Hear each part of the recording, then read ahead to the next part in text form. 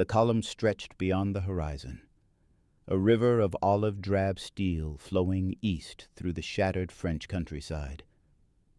Oberst Heinrich Müller lowered his binoculars, his hands trembling not from fear but from something far more devastating, the complete dissolution of everything he'd been taught to believe about warfare. It was September 8th, 1944, near the Belgian border, and the German intelligence officer was witnessing something that should have been impossible. 6,000 American trucks, in a single convoy, moving supplies forward at a pace that violated every principle of his military education. "This cannot be accurate," he whispered to his adjutant, though the evidence rolled past them in an endless procession of 2.5-ton GMC trucks, each one a small miracle of industrial capacity that the Third Reich could never hope to match. Müller had spent 4 years learning that logistics determined everything, that armies moved at the speed of their supply lines, that fuel and ammunition created natural limits to offensive operations. The Americans, it seemed, had simply deleted those limits through the brute application of manufacturing power. If you're enjoying this deep dive into the story, hit the subscribe button and let us know in the comments from where in the world you are watching from today. What Müller was observing was the Red Ball Express, a trucking operation so vast in scale that it redefined the very nature of mobile warfare. But to understand why this sight shattered the world view of trained German officers, we must first understand what they believed about logistics, about American military capability, and about the fundamental mathematics of supply that had governed warfare since Napoleon. In the summer of 1944, the German General Staff still clung to assumptions that had served them well in earlier campaigns. Their doctrine, refined through the invasions of Poland and France, held that mechanized advances inevitably outran their supply lines. The Blitzkrieg had succeeded precisely because it created temporary ruptures in enemy defenses, but these advances always slowed as logistics caught up. This was natural. This was inevitable. This was the iron law of warfare that separated possible from impossible. The German military had studied American industrial capacity, of course. Intelligence reports detailed the staggering production numbers, factories churning out tanks, aircraft, ships at rates that seemed almost fictional. But there existed a critical disconnect in German thinking.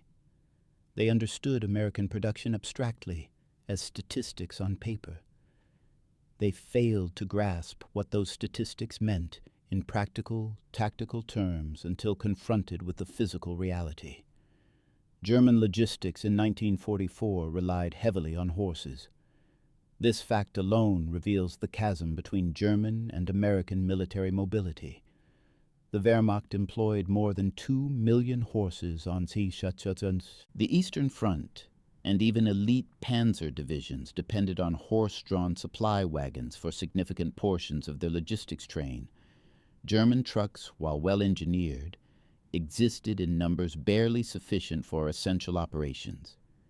The standard German supply doctrine called for establishing rail networks, then distributing supplies forward from railheads using a combination of trucks and animal transport.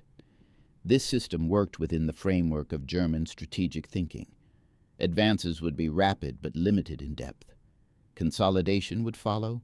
Supply lines would be established along captured rail networks. The cycle would repeat. It was methodical, proven, and aligned with available resources. American logistics operated under entirely different assumptions because American industrial capacity had created entirely different possibilities. The United States entered the war with a civilian trucking industry that dwarfed the entire German automotive sector. General Motors alone produced more trucks in 1942 than all German manufacturers combined produced in the entire war. This wasn't a marginal advantage. This was a difference so profound that it enabled fundamentally different approaches to warfare. The genesis of the Red Ball Express began not with military planning, but with unexpected success. Operation Overlord, the invasion of Normandy, succeeded beyond the most optimistic Allied projections. By late July 1944, American forces had broken out of the Bocage country and were racing across France at speeds that their own supply planners hadn't anticipated. General George Patton's Third Army was consuming 400,000 gallons of fuel daily while advancing at rates that would have been considered impossible in any previous conflict. The problem was simple, but existentially threatening to the Allied advance. The front lines were moving faster than traditional supply methods could support. The artificial mulberry harbors at Normandy could land supplies, and the port of Cherbourg had been captured, but these were hundreds of miles behind the rapidly advancing armies. Rail networks throughout France had been systematically destroyed by Allied bombing campaigns, a tactical success that now created a strategic logistics nightmare. Every mile Patton advanced increased the distance that supplies needed to travel. Traditional military logistics would have forced a halt. Armies would consolidate. Engineers would repair rail lines. Supply depots would be established at intermediate points. The advance would resume once logistics infrastructure caught up. This was how warfare worked. This was how it had always worked. The American solution was to simply overwhelm the problem with trucks. On August 25, 1944, the Red Ball Express became operational. The name came from railroad terminology. Red Ball freight was expedited cargo that had absolute priority. The system was elegantly simple in concept. Create a dedicated one-way loop highway system for military truck convoys. All civilian traffic would be prohibited. All military traffic except supply trucks would be prohibited.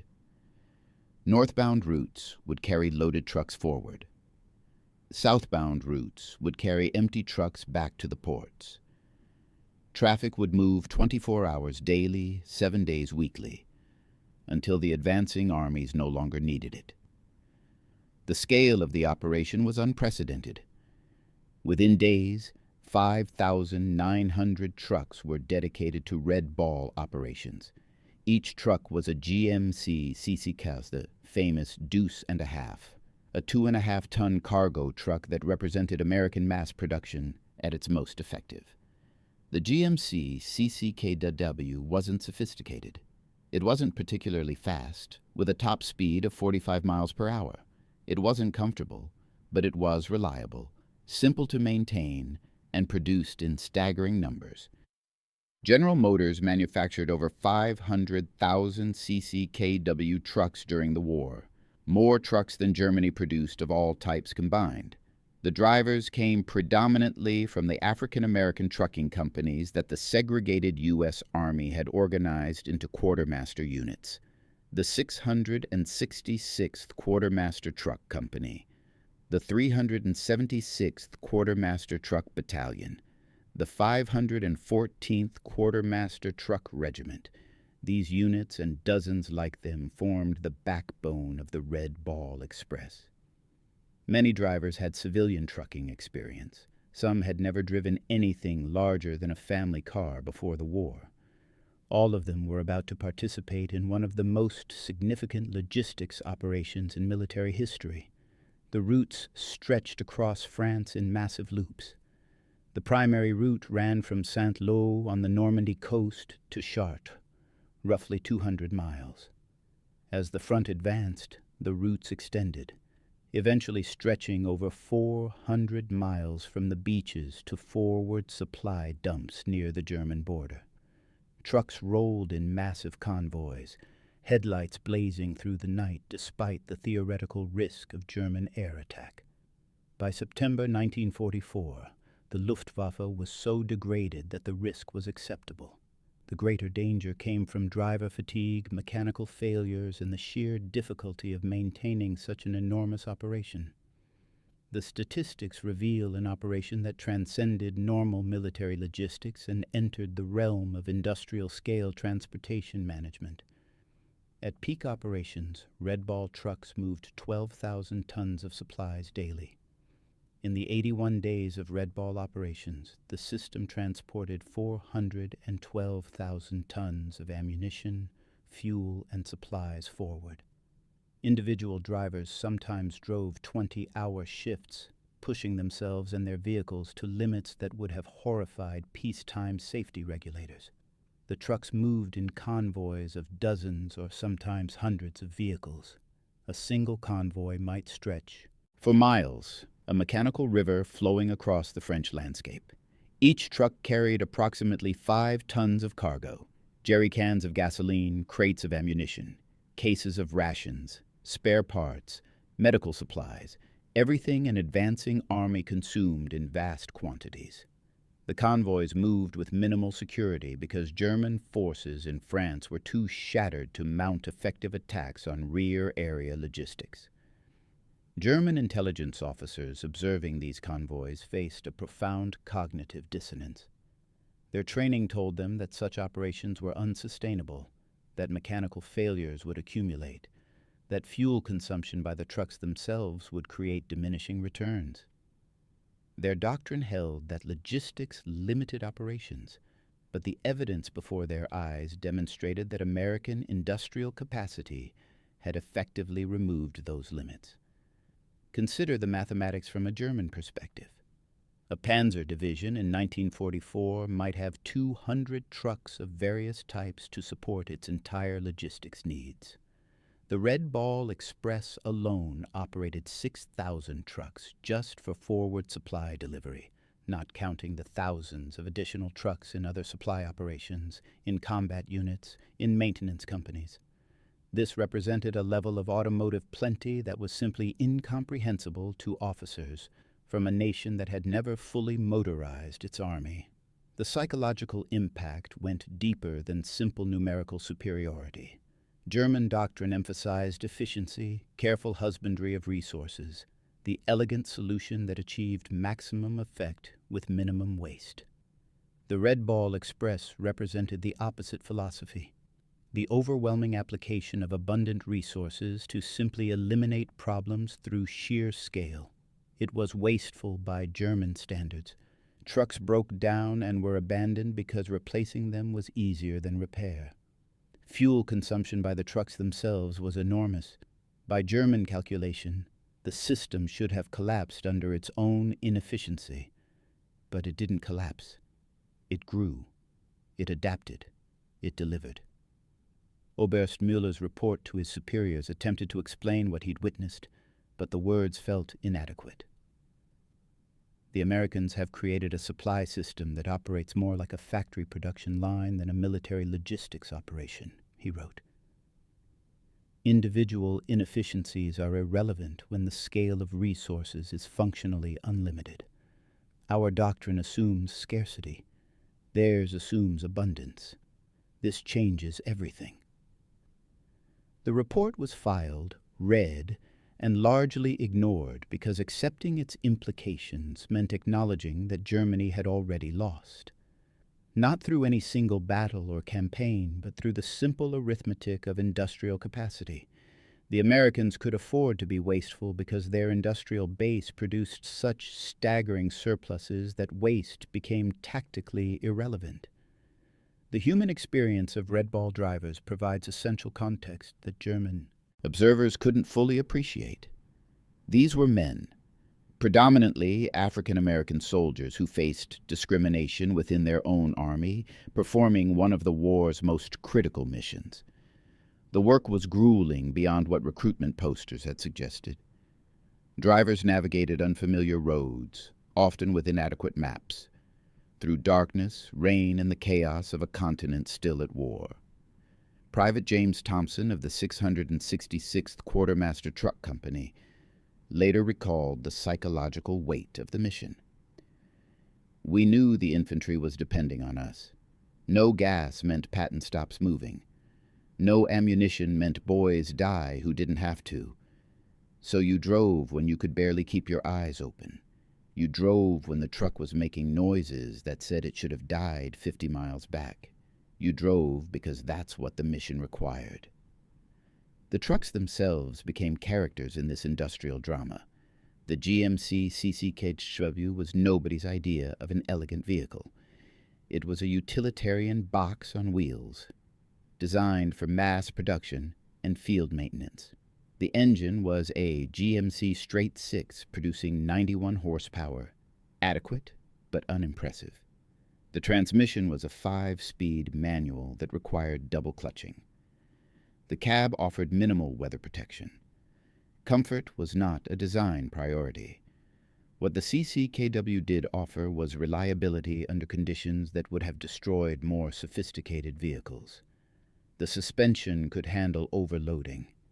The engine would run on low-grade fuel if necessary. Parts were interchangeable and widely available. A competent mechanic could perform most repairs with basic tools. This design philosophy, prioritize maintainability and production volume over performance, was quintessentially American and utterly foreign to German engineering traditions. German military vehicles, even trucks, tended toward over-engineering.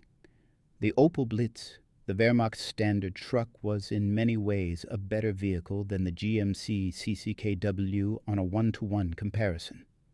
It was faster, more fuel efficient, better handling. But Germany couldn't produce Opel Blitz trucks in the numbers necessary to motorize the army fully.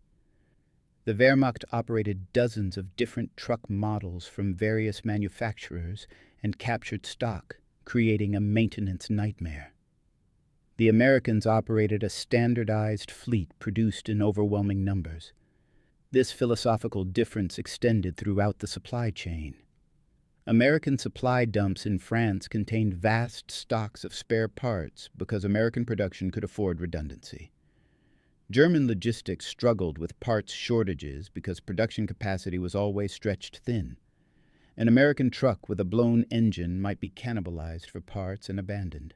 A German truck with the same problem would be painstakingly repaired because replacement was difficult. The Red Ball routes themselves became a kind of American territory carved through France. Military police controlled every intersection, ensuring that only authorized trucks used the roads. Speed limits were posted but widely ignored. Accidents were common. Tired drivers, heavy vehicles, and high speeds created predictable results. Some crashes were fatal. Most were simply logged. The damaged vehicle pushed off the road, if not quickly repairable, and the convoy continued. Fuel was both the cargo and the challenge. A significant portion of Red Ball tonnage was gasoline in jerry cans, feeding the thirst of Patton's tanks and vehicles. But the trucks themselves consumed enormous quantities of fuel. A fully loaded CCKW got perhaps 4 miles per gallon under good conditions. In convoy operations with frequent stops and starts, fuel efficiency dropped further. By some calculations, nearly 20% of the fuel shipped forward was consumed by the trucks doing the shipping. German analysts, looking at these numbers, saw confirmation of their belief that the system was unsustainable. But they missed the larger truth. When you're producing more fuel than you can effectively use, efficiency becomes secondary to delivery speed. The United States was refining so much petroleum that fuel efficiency simply wasn't a limiting factor. This was incomprehensible to a German military struggling with chronic fuel shortages. The racial dynamics within Red Ball operations added layers of complexity that German observers couldn't fully understand. The U.S. Army was segregated, with African American soldiers assigned predominantly to labor and service units rather than combat roles. Red Ball was commanded by white officers, but the overwhelming majority of drivers were black soldiers who understood that their contribution would likely receive minimal recognition despite its critical importance. Yet these men took pride in their work because the work mattered. They were keeping the army moving. When Patton's tanks ran out of fuel in late August 1944, threatening to give German forces time to establish new defensive lines. It was red ball drivers who pushed through exhaustion to deliver the gas that kept the advance moving. The contribution was undeniable, even if official recognition would come late and inadequately. The operation expanded beyond its original scope as success bred new demands. By early September 1944, additional truck routes were established. The Red Lion Express, the White Ball Express, the ABC Express, each supporting different sectors of the front. But Red Ball remained the largest and most famous, its name becoming synonymous with the entire American logistics miracle in France. If you find this story engaging, please take a moment to subscribe and enable notifications. It helps us continue producing in-depth content like this. The impact on German strategic thinking became apparent in intercepted communications and post-war interrogations. German commanders watching the Allied advance struggled to reconcile what they observed with what their doctrine said was possible. Armies weren't supposed to advance hundreds of miles and maintain combat effectiveness. Supply lines weren't supposed to stretch that far without breaking. But the Americans were simply rewriting the rules through the application of industrial abundance.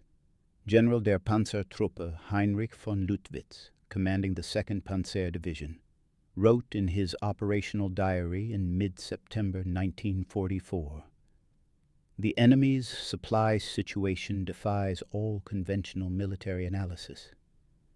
We destroy their fuel dumps, and within 48 hours new dumps appear, fully stocked. We interdict their supply routes, and they simply establish new ones. The scale of their logistics apparatus suggests an industrial capacity that renders traditional calculations of supply consumption meaningless." Von Luttwitz was articulating a realization that was spreading through the German officer corps like a contagion of despair.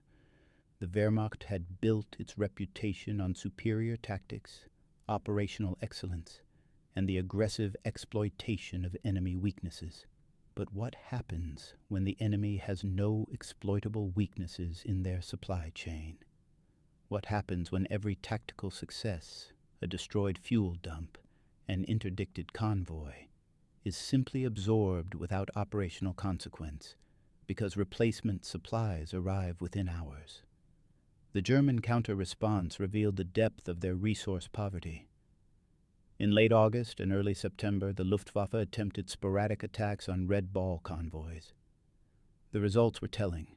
A few trucks were destroyed, a few drivers killed, but the impact on overall operations was negligible. The convoys kept rolling. More significantly, the Luftwaffe lost aircraft it could not replace in attacks that achieved no strategic value. After a handful of missions, the attacks ceased because they cost Germany more than they cost the Americans. This asymmetry appeared everywhere.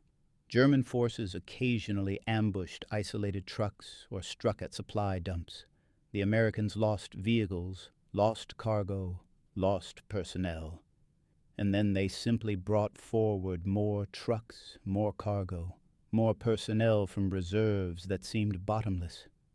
For German soldiers accustomed to fighting with chronic shortages of everything, this was psychologically devastating. Unteroffizier Ernst Becker, a logistics officer with the 7th Army, was captured near Metz in late September. His interrogation transcript reveals the psychological toll. "We were taught that Germany's industrial organization was superior, that German engineering excellence would compensate for American numerical advantages. Then you see 6,000 of their trucks in a single convoy, and you realize you've been living inside a propaganda fantasy. They have so many trucks they use them once and abandon them when they break. We have so few trucks that we repair them until they're more rust than metal. This is not a war. This is industrial slaughter." The specific mechanics of Red Ball operations would have seemed surreal to German logistics officers trained in careful resource management. At the forward dumps where Red Ball convoys delivered their cargo, supplies were often simply thrown off the trucks into massive piles. Organization was secondary to speed. Quartermaster units would sort through the piles later. The priority was keeping trucks moving, maintaining the flow, sustaining the rhythm of delivery that kept armies advancing. This approach violated every principle of German logistics doctrine, which emphasized careful inventory control, precise distribution, and minimal waste. But American abundance made careful inventory control less critical than delivery speed.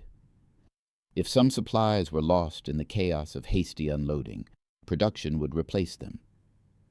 The calculation was ruthlessly pragmatic. Time saved was worth more than materials wasted.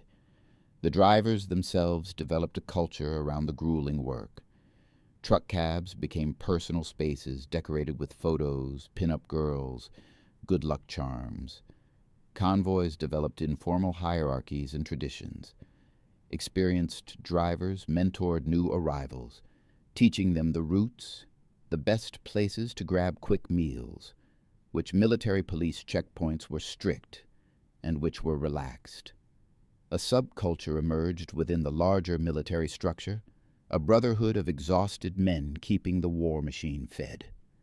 The physical toll was severe. Drivers developed chronic back problems from hours on rough roads in trucks with minimal suspension. Eye strain from night driving became epidemic. Some men fell asleep at the wheel and crashed. Others pushed through hallucinations brought on by sleep deprivation because the mission demanded it. Medical officers attached to Red Ball units dispensed caffeine pills and amphetamines to keep drivers alert, a practice that would have horrified peacetime medical ethics, but was accepted as necessary under wartime conditions. The maintenance challenges were staggering. 6,000 trucks operating continuously meant thousands of mechanical failures weekly. The American solution was characteristically direct. Establish massive maintenance facilities along the routes where mechanics worked around the clock. Parts were abundant. If a repair took more than a few hours, the truck might be abandoned and a replacement pulled from reserves. This was wasteful but effective. German maintenance operations offered a stark contrast. A broken-down German truck would be painstakingly repaired because replacement was difficult or impossible. Parts might be scavenged from other damaged vehicles. Mechanics would improvise solutions using whatever materials were available. The German approach demonstrated remarkable ingenuity born of necessity, but ingenuity couldn't compensate for simple lack of resources. The impact on Allied offensive operations was transformative. General Patton's Third Army, which had been in danger of stalling completely due to fuel shortages in late August, received sufficient supplies through Red Ball to continue advancing into September. The First Army, pushing toward the German border, maintained offensive pressure that would have been impossible without the truck-borne logistics lifeline. The Red Ball Express didn't win the war directly, but it enabled the operations that did. By late September 1944, the Red Ball Express began to wind down, not because it failed, but because it succeeded. The port of Antwerp was captured and opened to Allied shipping, providing a supply entry point much closer to the front lines. Rail networks in France were being repaired, offering more efficient bulk transport. The emergency that birthed Red Ball was resolving, and the truck convoys could be redistributed to other duties. In its 81 days of operation, Red Ball had delivered over 400,000 tons of supplies across distances that stretched to nearly 500 miles at maximum extent. More than 23,000 soldiers, predominantly African-American drivers and support personnel, had participated in an operation that demonstrated American logistics capability at a scale unprecedented in military history. The German military's institutional response to Red Ball and similar American logistics operations revealed deep dysfunction in Nazi strategic thinking. Rather than accepting the implications that American industrial capacity made German victory mathematically impossible, The leadership doubled down on propaganda about wonder weapons and final victories. Junior officers who wrote realistic assessments of Allied material superiority were sometimes accused of defeatism. The truth was too devastating to acknowledge publicly, but privately, in conversations among trusted comrades, in diaries that wouldn't be discovered until after the war, German officers confronted the reality. Major Georg Fischer, serving on the Western Front staff, wrote in October 1944, "We are not fighting an army. We are fighting an entire industrial nation that has decided to apply its full productive capacity to our destruction. Every German soldier destroyed represents a loss we cannot fully replace. Every American soldier lost is replaced within weeks by new men equipped with new weapons produced by factories we cannot reach or damage significantly. This is not a war of tactics. This is arithmetic, and the numbers do not favor us." The psychological dimension of material inferiority went beyond simple military calculations. German soldiers had been raised on narratives of Aryan superiority, of German organizational excellence, of the inevitable triumph of will over material factors. The Eastern Front had already damaged these narratives. Soviet industrial capacity had proven far greater than Nazi propaganda admitted, but the Western Front offered new lessons in industrial warfare that were, if anything, more devastating to German morale. The Americans weren't suffering through years of total war and privation. They were abundantly supplied, well-fed, equipped with new weapons and vehicles in quantities that seemed limitless. German soldiers scavenging for food, wearing patched uniforms, riding in vehicles held together by improvised repairs, faced enemies who seemed to be fighting an entirely different kind of war, one where supply shortages were problems to be solved by producing more, not by rationing less. The contrast appeared in small details that accumulated into overwhelming psychological evidence. American soldiers had chocolate bars, cigarettes in abundance, coffee that wasn't ersatz, uniforms that fit properly. They threw away equipment that German soldiers would have considered valuable. A damaged helmet might be discarded rather than repaired. Worn boots were replaced rather than resoled. This casual wastefulness was itself a weapon, demonstrating that America could afford to treat as disposable what Germany desperately conserved. Red Ball drivers witnessed this wealth disparity from their position in the supply chain. They hauled not just military essentials, but also comfort items, soft drinks, ice cream making equipment, recreational supplies. The U.S. military understood that morale mattered, and that well-fed, reasonably comfortable soldiers fought better. So the supply chain included items that would have been considered luxurious frivolities to German logistics officers counting every liter of fuel and every kilogram of rations. The racial irony wasn't lost on some observers. African American soldiers facing discrimination and segregation within their own army were demonstrating capabilities that Nazi racial ideology claimed they couldn't possess. They were driving complex vehicles, navigating difficult routes, maintaining sophisticated equipment, and executing a logistics operation of unprecedented scale. Every successful Red Ball convoy was a refutation of the racial pseudoscience that underpinned Nazi ideology. Post-war interrogations of German prisoners revealed how deeply the experience of fighting American logistics had affected military personnel. A common theme emerged: the realization that Germany had entered a conflict against an enemy it fundamentally misunderstood.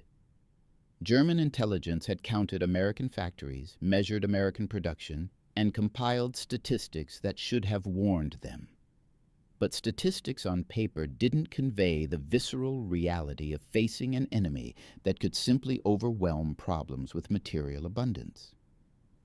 General Major Rudolf von Gersdorff, who served as intelligence officer for the 7th Army in France, later wrote, We understood American production numbers intellectually, but we didn't grasp what they meant practically until we saw the results on the battlefield. The Red Ball Express was our education in American warfare. They didn't outthink us. They didn't need to. They outproduced us so completely that tactical excellence became largely irrelevant. How do you defeat an enemy who can afford to be wasteful? The answer, of course, was that you didn't. By autumn 1944, Germany was fighting a war it had already lost. The Red Ball Express and operations like it simply made the timeline inevitable. German forces could still fight skillfully, could still win tactical engagements, could still impose casualties, but they couldn't change the fundamental mathematics of industrial warfare. The legacy of Red Ball extended beyond its immediate military impact. The operation demonstrated that logistics could be a decisive weapon when applied at sufficient scale. It proved that African American soldiers could execute complex military operations with excellence despite the discrimination they faced. It showed that American industrial methods, mass production, standardization, overwhelming abundance, could be applied successfully to military problems. The drivers themselves returned to a nation that hadn't finished grappling with racial equality. Many faced continued discrimination despite their military service. The recognition they deserved came late and incompletely, but their contribution was undeniable. They had kept the Allied armies moving during the critical months when delay might have allowed German forces to establish defensive lines that would have prolonged the war significantly. For German military personnel, the lesson was darker. They had been taught that willpower, tactical skill, and operational excellence could overcome material disadvantages. The Eastern and Western fronts both demonstrated that this was propaganda, not reality. Superior tactics could win battles, but they couldn't win wars against enemies with overwhelming industrial and material superiority. This lesson, bought at the cost of millions of lives, would shape military thinking for the rest of the 20th century. The trucks themselves, the humble GMC CCK Labius that formed the backbone of Red Ball, became symbols of American industrial power. They weren't sophisticated. They weren't particularly impressive on an individual basis, but produced by the hundreds of thousands, distributed across every theater of war, they represented a kind of warfare that Germany couldn't match. Mass production as military strategy, industrial capacity as a weapon system. Oberst Heinrich Müller, who had watched that endless convoy in September 1944, survived the war and was interrogated by American military intelligence. The transcript records his summary of the experience. I was educated to believe that Germany represented the peak of military organization and industrial efficiency. The Red Ball Express destroyed that illusion in an afternoon. You Americans didn't defeat us with superior tactics or brilliant strategy. You buried us under a mountain of trucks, supplies, and industrial output that we could never hope to match. It was scientific. It was thorough. It was utterly devastating to every assumption I'd been trained to believe. The ripple effects of Red Ball and similar logistics operations continued long after the convoy stopped rolling. The operational lessons influenced post-war military doctrine worldwide. Logistics, long considered a secondary concern compared to tactics and strategy, was elevated to its proper place as a fundamental determinant of military success. The American model, prioritize mobility, accept inefficiency if necessary, maintain overwhelming supply margins, became the standard for modern militarized nations. The human cost of Red Ball operations received less attention than it deserved. Exact casualty figures for Red Ball drivers are difficult to determine because the operation wasn't always tracked separately from general quartermaster casualties. But the work was dangerous. Drivers died in accidents, from mechanical failures, from exhaustion-related crashes. Some were killed in the sporadic German attacks that did occur. They died doing work that combat soldiers sometimes dismissed as rear echelon duty, despite its critical importance. The racial dimension of Red Ball remained contentious for decades. The operation was commanded by white officers, and credit was often distributed in ways that minimized the contribution of African American drivers. Post-war histories sometimes described Red Ball as if the trucks drove themselves, passive delivery vehicles rather than complex machines operated by skilled personnel under difficult conditions. The correction of this historical oversight came slowly, through the work of historians who insisted on recognizing the human beings who made the operation successful. Private James Thompson, whose earlier recollection captured the pressure Red Ball drivers faced, survived the war and returned to civilian life as a truck driver. In an interview conducted in the 1980s, he reflected on the experience. We knew we were making history, even if history wasn't ready to acknowledge us yet. Every mile we drove, every gallon of gas we delivered, we were proving something, not just to the Germans who couldn't believe what they were seeing, but to our own army that didn't think black soldiers could handle complex operations. We handled it. We excelled at it, and we're still waiting for full recognition of what we accomplished. The strategic implications of Red Ball extended beyond the immediate tactical advantages. The operation demonstrated that the United States could project military power globally and sustain it through logistics systems that operated at continental scales. This capability would define American military strategy throughout the Cold War and beyond. The ability to establish supply lines anywhere on Earth, to sustain forces through overwhelming logistics capacity, became a foundational element of American power projection. For Germany, the lessons came too late to matter strategically, but shaped post-war thinking profoundly. West German military planners, operating within NATO after 1955, studied American logistics methods and adopted many of their principles. The emphasis on motorization, on maintaining abundant supply margins, on using industrial capacity to solve military problems, these became central to West German military doctrine. The student had learned from the master, though the education had been purchased at terrible cost. The technological legacy was perhaps subtler but no less significant. The GMC CCKW and similar American trucks from World War II demonstrated that reliability and ease of maintenance were more valuable than sophisticated performance in military vehicles. This lesson influenced post-war vehicle design across multiple nations. The emphasis on rugged simplicity, on parts commonality, on designs that could be maintained in field conditions with minimal specialized tools, these became standard requirements for military vehicles. The Red Ball routes through France left physical traces that lasted decades.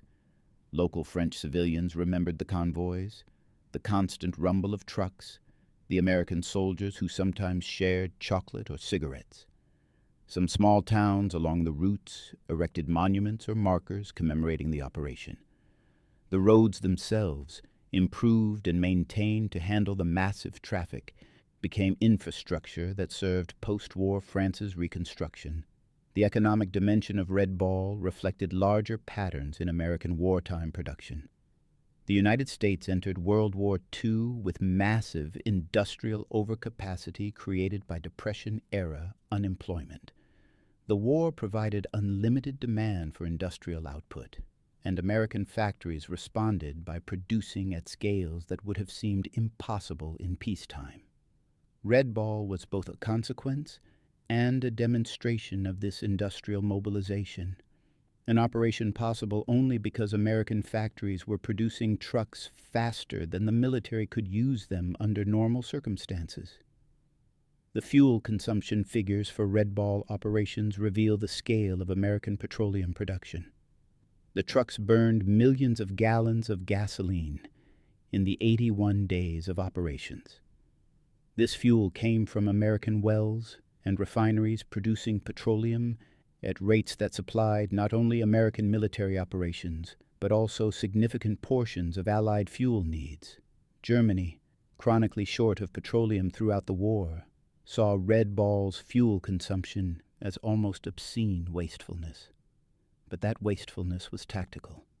Speed of delivery mattered more than efficiency of consumption when fuel was abundant. The maintenance operations supporting Red Ball demonstrated American organizational capacity in areas beyond pure production. Establishing and operating the repair facilities along the routes required trained mechanics, spare parts, tools, and coordination. The U.S. military had all of these in abundance. Mechanics were trained in standardized procedures for standardized vehicles. Parts were mass-produced and readily available. Tools were issued according to tables of equipment that ensured every maintenance unit had what it needed. The system worked because every element was designed to work together at scale. German maintenance operations, by contrast, were exercises in improvisation. Mechanics worked with dozens of different vehicle types, each requiring different parts and procedures. Parts were often unavailable, requiring fabrication or scavenging. Tools were precious and sometimes had to be shared between units. The resourcefulness of German mechanics was remarkable, but resourcefulness born of scarcity couldn't compete with systematic abundance. The impact on Allied morale shouldn't be underestimated. Combat soldiers knowing that supplies would reach them, that ammunition wouldn't run out at critical moments, that fuel would be available when needed. This confidence affected tactical decisions and operational tempo. Commanders could be aggressive, knowing that logistics would support their operations. This was a luxury German commanders rarely enjoyed after 1943. The post-war analysis of Red Ball by military historians revealed debates about efficiency versus effectiveness. Some analysts argued that the operation was wasteful, that better planning could have achieved the same results with fewer resources. Others countered that in the context of autumn 1944, speed mattered more than efficiency. The Allied armies needed to maintain pressure on German forces to prevent the establishment of new defensive lines. Red Ball enabled that pressure. Whether it was the most efficient possible solution was irrelevant. It was the solution that worked when it needed to work. The individual stories of Red Ball drivers, when they were eventually collected and preserved, revealed the diversity of experiences within the operation. Some drivers found the work monotonous. Endless hours on familiar routes, the same convoy procedure repeated daily. Others found moments of genuine danger when vehicles broke down in isolated areas or when German forces appeared unexpectedly. Most found the work exhausting but took pride in its importance. Corporal Robert Johnson of the 514th Quartermaster Truck Regiment later recalled, "You'd be driving through the night, half asleep, wondering if the war would ever end. Then you'd see a sign, 'Front lines ahead. Thanks for the supplies.' Those signs reminded us why we were doing it. We weren't just driving trucks. We were keeping the boys in the fight. That mattered. That was worth the exhaustion and the danger." The relationship between Red Ball drivers and the combat soldiers they supplied was sometimes complex. Infantry and armor personnel didn't always appreciate the difficulty and danger of logistics work. The stereotype of rear echelon personnel as safe and comfortable persisted, despite evidence to the contrary. But veterans from both communities generally developed mutual respect after the war, recognizing that all contributions were necessary for victory. The integration of Red Ball into the larger Allied logistics system showed sophisticated coordination. The trucks delivered to forward dumps, but those dumps needed to be managed by quartermaster units.